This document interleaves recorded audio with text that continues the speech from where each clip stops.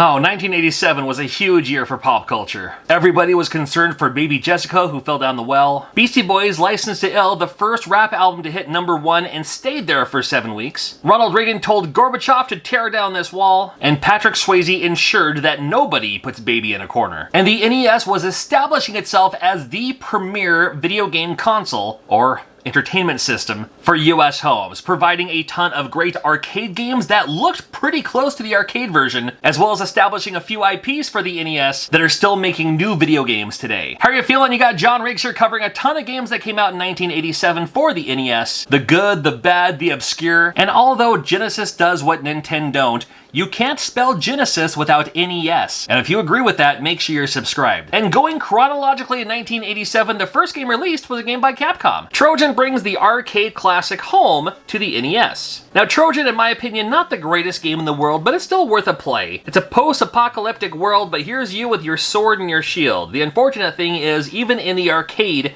you have a sword button and a shield button. Up is jump, and up should never be jump unless it's a 2D fighting game. But still, the fact that you had a shield is kind of cool, even though sometimes the enemies attack too quickly and it's hard for you to block the attacks and everything like that. Again, not the best game in the world from Capcom, but it was a decent arcade port. I do have fond memories going down to my local gas station, the Tiger Mart, getting a big gulp and playing me some Trojan when I had an extra 25 cents.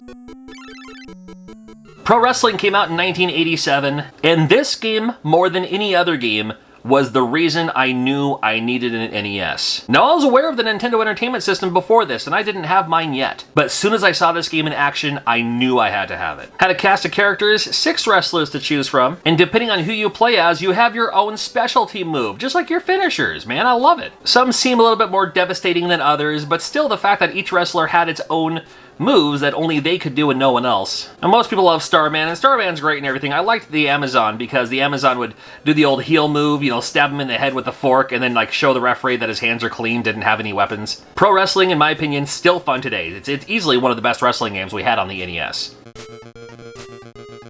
An arcade classic in Russian Attack from Konami. The best pun in video game history.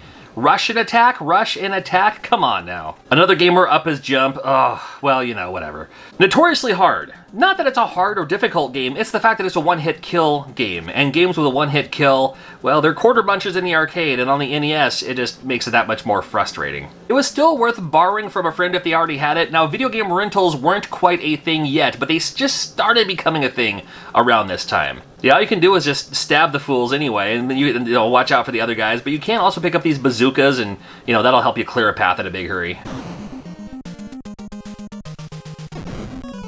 Yeah, you're going to see a whole lot of arcade classics coming to the NES, helping build the NES library. Track and Field was a great game, loved playing this in the arcade. I do wish that they would have released a Track and Field controller for the NES, much like they have in the arcade. Well, much like they made for the Atari 2600. They can do it for the Atari, but can't for the NES? Come on now.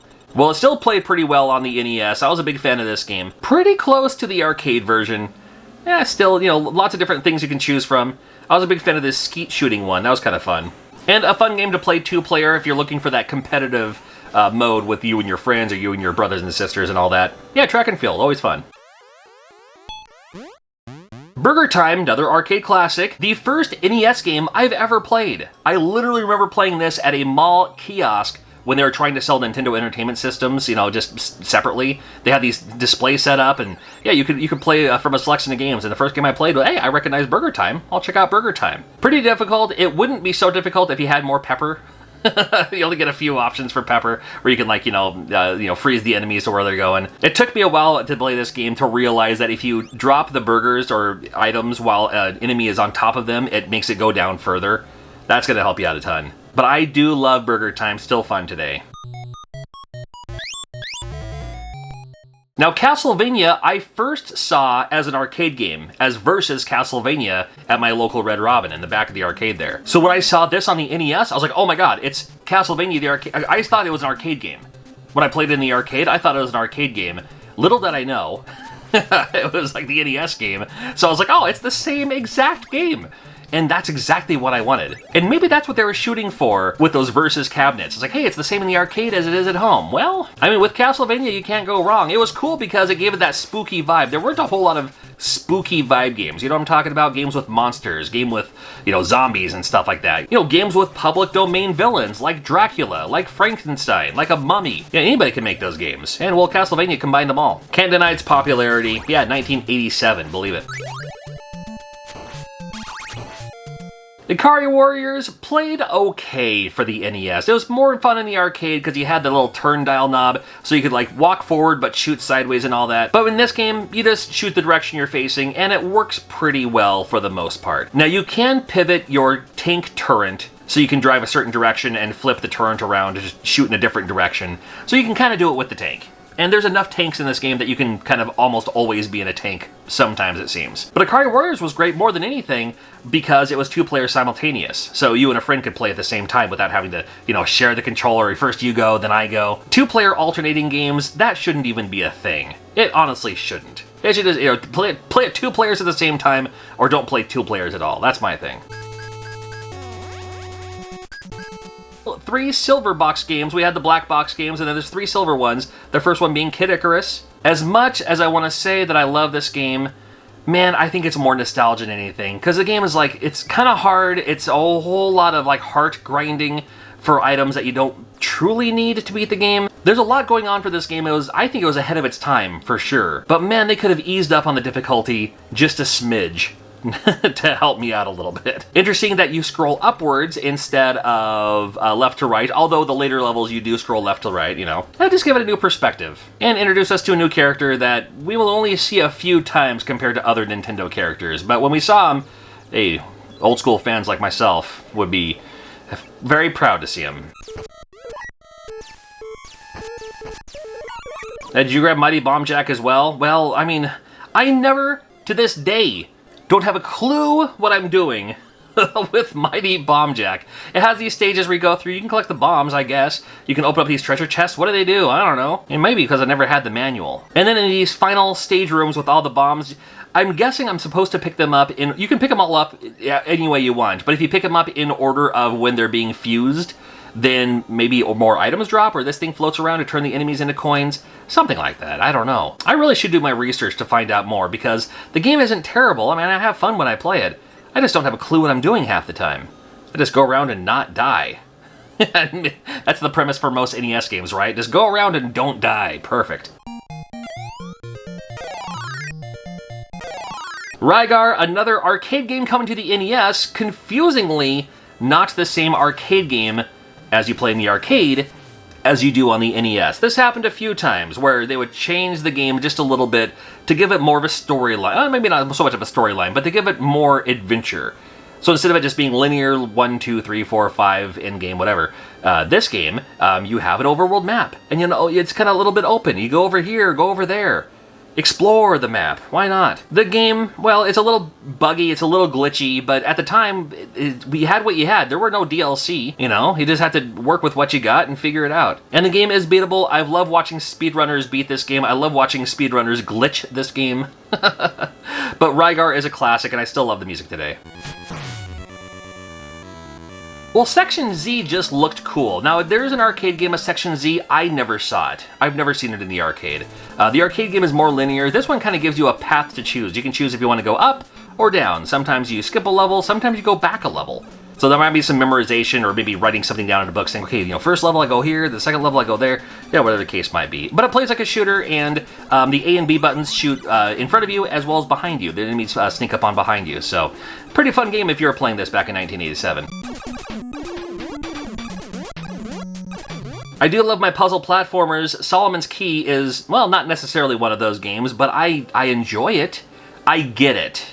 I appreciate it. How about that?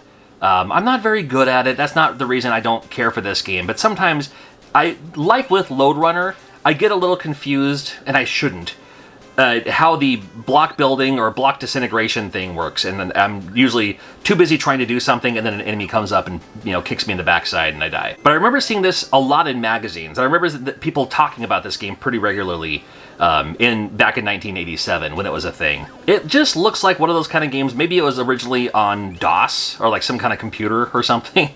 Maybe it was, I don't know. But I remember more hearing about Solomon's Key than actually seeing it, and none of my friends had it that I remember. So I didn't get a chance to play it until much later. Ever heard of Metroid? Well, I mean, we're still waiting for like a Metroid Prime 4 or something new. I mean, they had the other new Metroid game that came out kind of recently, I suppose, as of filming this video. But this is the first one, and this one was the one I was like, oh my god, you're in this huge area, in space, aliens, you're in this, you know, you're in this suit. They can get upgrades, you can jump higher, you can shoot farther, ice beam, wave beam. You get to choose which beam you want at the time. They can only have one or the other. You couldn't have both. Just so much area to explore and everything. That was half the fun for me, was the exploration. I mean, they call it Metroidvania for a reason. I mean, it's, you know, it's the exploration. It's the, you can go wherever you want, but you might not be able to get there yet until you get a certain thing that you can make it so you can jump over that wall that you couldn't jump over before. Yeah, you know, stuff like that. So it's fun to explore, big old maps. Love me some Metroid, still love it today. Haven't beaten this game in a long time. I should go through it again just for old time's sake. Do not need to spend a whole lot of time talking about Legend of Zelda and the impact it's made. Adventure for the Atari 2600 was my favorite Atari game, and then playing this game to me was basically Adventure for the NES, but so much more in depth. This game, get this, yo, seriously, this game took me 2 literal years to beat this when I first played it. Now, of course, it was off and on, and of course I was going to school at the time, and I did other things, and I hung out with friends, and I collected Garbage Pail Kids, you know, other things happening at the same time, right? But I couldn't imagine any one game that I would play consistently for 2 years straight, you know, going back to it until I finally beat it, than this game. Now, of course, when you play it now, you can go through it in a couple hours, you know, 2 or 3 hours, whatever. But at the time, when we didn't have guides, we didn't have the internet, all you had to do was make friends with people and share secrets. I have friends today because of The Legend of Zelda to tell me where the 7th palace was, or to tell me, you know, how to defeat a certain boss or something like that. Legend of Zelda is always going to be one of my favorites, forever.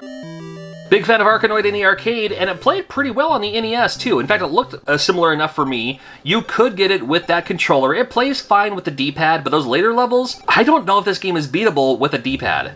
I think you have to have that special controller. I was a big fan of Breakout for the Atari, and this game, like that, only it also drops upgrades every once in a while, which made it even better. And they just released a new Arkanoid game just recently on the Switch that I was playing recently, so it brought me back to this. I was like, oh yeah, gotta go back to the classics, man. Oh, maybe you played Athena. Well, first of all, I apologize. Second of all, I don't think it's as bad as most people say. Now, to say that, it's still not great. But think about it, even back then, like, you know, you defeat an enemy, the enemy drops an item, you pick up and use the item, that makes sense to me. You're playing all these other games that people are shooting at you, you kill them, and they drop their, you can't pick up their gun and use it? Well, in this game, well, they don't have guns, but you kind of can, you know, you can pick up the club, you can pick up, you know, upgrades, like your helmet and your shield and stuff like that. Another game based on the arcade, I never saw the arcade. Did it come out in America? I'm not sure. If you haven't played Athena in a while, I know it's notoriously one of the worst NES games according to a lot of people. I think there's still a little bit of a charm to this, though. I don't think it's as terrible as some, but it's not great. And the fact that Grimace is a villain, well, it's not really Grimace, but, you know, it's something. Elevator Action, although it came out a few years earlier than the NES version, still very fun, still very good. A very good port of this game, and I'm a huge fan of Elevator Action. Still love playing this game today. I still love playing this NES version of this game today. Have to go through the red doors to pick up the secret documents and make the escape, going all the way down using the elevators to your advantage. Hopefully you can crush the enemies in them, of course. Little strategies on where to go and what to do and watch out for the other enemies and stuff like that. I like that we can shoot the lights down and like make everything go dark for a little bit. Yeah, it's a fun game with Elevator Action. Big fan of this game. Legend of Kage came out, or Legend of Cage, as I think most of us called it back then. Kage meaning shadow, I believe. And I was a huge fan even back then of those Hong Kong action martial arts films. And this reminded me a lot of that, with like this ridiculous, you can jump over redwoods, you can climb the trees and jump over them too, you got your little sword, you can shoot your throwing stars and all that. I mean, kind of a simplistic-y game for its time, but I still had a lot of fun playing this game. It's like only like 4 levels or something like that, and then until it loops. Again, another game I think was in the arcade, but I never saw it in the arcade.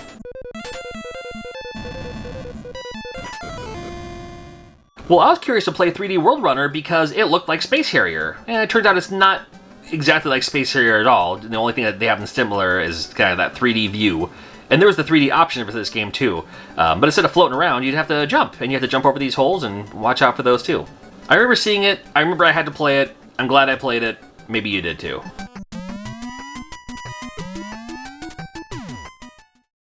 Oh boy. Alright, so 1987 NES, Deadly Towers. Everything in my body wants to love this game. Why wouldn't I? Big maps. You can kind of go wherever you want. You can shoot the enemies. You can get your money to buy upgrades. But man, it does everything that makes you not want to play this game. We all played it. You stop. Alright, moving on. Double Dribble, even though you didn't play sports games, you wanted to play Double Dribble. It's one of the better basketball games, still is today for the NES. And this, the fact that it has all these other strategies that you can use, I'm not very good at it here when I'm just capturing this footage. But the first time I saw that frame-by-frame slam dunk, my mind was blown. Double Dribble, when in doubt. Well, even though it looked like a kid's game, it is far from a kid's game. Sky Kid. Are you kidding me on this thing? This was a lot of fun, and it has that strategy, it has that gameplay factor where you know you can do better next time. You're flying the opposite direction, first of all. Shooting the other enemies, you can kind of go up and down a little bit. Your other button is a little loop-de-loo, and then you pick up the missile, pick up the bomb, drop it on the enemy base, land, and then you move on to the next stage. But you keep on playing it because you keep on waiting to see what the next levels are going to be. As the difficulty keeps amping up, Sky Kid, like I said, looks like a kid's game. It's not a kid's game. A lot of difficult level on this one. Spelunker from Broderbund, I think it's just another I think the Broderbund games were like maybe originally computer games and then brought to the NES. Because I remember seeing this on something else before I played it. I was like, oh, it's this game. It's the game where you die if you fall 3 millimeters. Okay, well, still it's pretty cool, and I still kind of had fun with Spelunker here. Just kind of go around the mines and shaft and grab the bombs and blow up stuff. Yeah, not wrong. Huge fan of Spy Hunter in the arcade. Believe it or not, Spy Hunter came out in 1983, but it came out for the NES in 1987, and it played very well, in my opinion. It took me forever to realize you're not supposed to shoot all the cars. You're only supposed to get rid of the enemy cars. When your score starts flashing, it's because you killed a civilian. You're not supposed to do that. Spy Car. Huge fan of James Bond, so you drive up in the back of these things and get your weapon upgrades too. You can get oil slicks or smoke screens, you know, missiles to destroy the helicopters and stuff like that. You cannot beat this game. It is a high score getter. A lot of fun to be had with this game though. Check out Spy Hunter for sure. It's always a cheap game to find at conventions and all that too. Stinger, which was confusing for a name, but we didn't realize it at the time, or I certainly didn't. This was my introduction to Twinbee. Now, I was a big fan of shooters at the time, like Gradius and stuff like that, but when I saw a game like this, where the enemies were unique, it wasn't just other enemy ships, it was things like donuts, and turnips, and toilet seats, or, you know, whatever, whatever it was. The wacky and craziness, and the comedy that you could have with a shooter that says, hey, you know what, you can have a fun shooting game, you can have a fun video game, you don't have to take it seriously. And we're just going to have some fun with this. That's what I loved about this game the most. And I was happy to see that with this, and happy to see that with like the Proteus games later on too.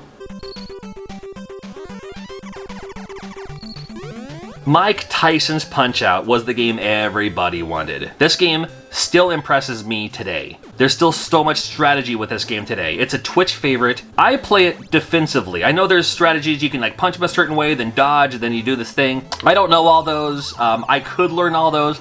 I just like to play it at my own pace though. I play it defense, and that's the other thing about this game is you can either play it like offensively, where you just keep on going for broke and hopefully you'll land a punch, or play it defensively where you wait for them to strike, move, and dodge, and then get them and know the strategies and then the different characters in this game. Oh man, such a fun game. Still fun today.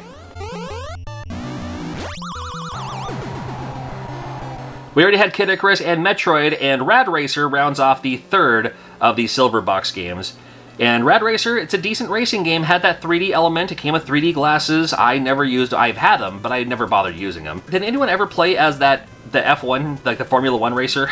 I think we only played as the red car anyway. And I thought it was kind of fun that you could choose the soundtrack too. When you hit the down button, there's 3 different songs you can choose from. Yeah, that's kind of fun. And Squaresoft, the people who brought us Final Fantasy, made a racing game. Hey, can we get a new Rad Racer? That might be kind of fun.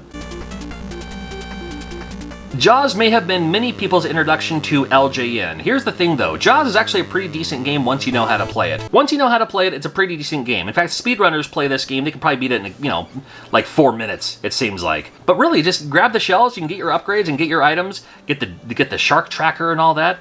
It's actually kind of a fun game once you get into it. I'm a big fan of Jaws, and if you're just like, oh, I'm not gonna play Jaws, it's LJN. I mean, give it another chance. Kid Nicky was 100% a game I wanted to play, because I loved this game in the arcade, and the NES port, done very well. Yeah, of course you're going to have the English in this one, but the Radical Ninja had a spiky haired ninja kid, you twirl your sword around, which I thought was super cool. That was your weapon of attack. You don't slice, you don't dash, you don't slash. You twirl your sword. Like a baton, I guess. And the bosses were pretty creative too. I like that when a game would have like, fun creative bosses too. I love me some Kid Nicky. And if you didn't know, I've done videos on it in the past. There is a Kid Nicky 2 and 3 in Japan for the Famicom. 3 ain't great, but Kid Nicky 2 is really, really fun. If you like Kid Nicky 1, you'll like that one. That's another video for another time. Oh, then we go on to Super Pitfall. Now, Pitfall, famously, one of the best Atari games of all time. Super Pitfall, notoriously one of the worst NES games of all time. The very first thing most people do, go down the ladder. That happens every time. Okay. Now, I'll give it to Pitfall. Huge level to explore, huge area to explore. But man alive is, just... You know what? Let's move on. We have The Goonies 2. Where's The Goonies 1? Well, Goonies came out for the Famicom, and there was a Versus Goonies in the arcade. That's what I played first. I was a big fan of those, and still am. Now, Goonies 2 plays more like a Metroidvania. In fact, it could have been called Gooniesvania. Or Metroid Goonie, I don't know. Big area to explore, open the doors, get the items, you're trying to rescue the kids, eventually saving a mermaid. Would have made a great plot for a Goonies 2 movie. But instead we got the Goonies 2 video game that suits me fine. I haven't played this game in a while, and I would love to play through this game. I've only beaten it once playing from start to finish back in the day. Would love to do it again sometime soon. It's on my bucket list of games to beat again. Top Gun, as I've joked before, Top Gun is the game that everybody had in their collection and nobody bought it. It just showed up one day. You're just like, oh, I guess I'll play Top Gun. Here's Top Gun laying around here. It's actually a pretty decent game. It was a pretty fun shooting game, flying game. You fly around, you shoot other enemies and stuff like that too. 1987, a huge year for Top Gun. In fact, 1987, Top Gun was the first commercially available VHS tape. Because before that, if you wanted to buy Star Wars on VHS, you were paying $100. Top Gun sold for something like $25, which was very affordable for a commercial VHS tape at the time. Kind of paving that way. A lot of people don't care for the landing sequence in Top Gun. I'm here to tell you, it's doable. Just do what it says to do, and cross your fingers and hope for the best. I lucked out this time. I don't always luck out. And if you were asking for a Christmas present in 1987, heading into December, had a couple of options. The first one being Mega Man. Not Mega Man 2, not Mega Man 3, not Mega Man X, not Mega Man Cross Dimension, not Mega Man Alpha 694321. This is Mega Man, the first one. Because at the time, it was the only one. And this IP, I'm telling you, Mega Man, how it looks in this one, is how he looked in all of them. It's just the same one. Why would you change the graphics? Other games are like, oh, let's make them more shaded. Let's make them... Dude, don't touch it. It's fine. Great music, great level design. When you beat the boss, you can use their item against other bosses. What a brilliant idea. What a brilliant idea. The first Mega Man, because they're still kind of doing the arcade thing, looking for a high score, you have a point system in this. You don't have to worry about it, though. And it's just fun to see. You get to choose where you want to go and, hope for the best of everything, man. Mega Man is fantastic, and it certainly paved the way for a lot of more Mega Man games coming out later. And I'm all for it. Also coming out in the month of December in 1987 is Wizards and Warriors. I've talked about this game several times. Huge fan of this game. You can beat it the first time you play it. Unlimited continues. This game made by Rare. Love the animation, love the music. Big levels on each stage and everything too. You pick up different keys. Those keys will open up that color of door, that color of treasure chest. You get so much treasure, you have to build up your treasure so you can make it to the boss and defeat the boss and move on to the next stage and everything like that. And love this game, and it's amazing, and it's wonderful. And you're wonderful, and I thank you for watching. Make sure you're subscribed for more videos always coming out in the near future. And if you like this style of video, I've done so many others like it too, for other systems too, NES, Genesis, even TurboGrafx 16 and Game Boy and stuff like that too. Man, make it happen. Binge all of those other episodes, and we have more years of more consoles coming in the very near future.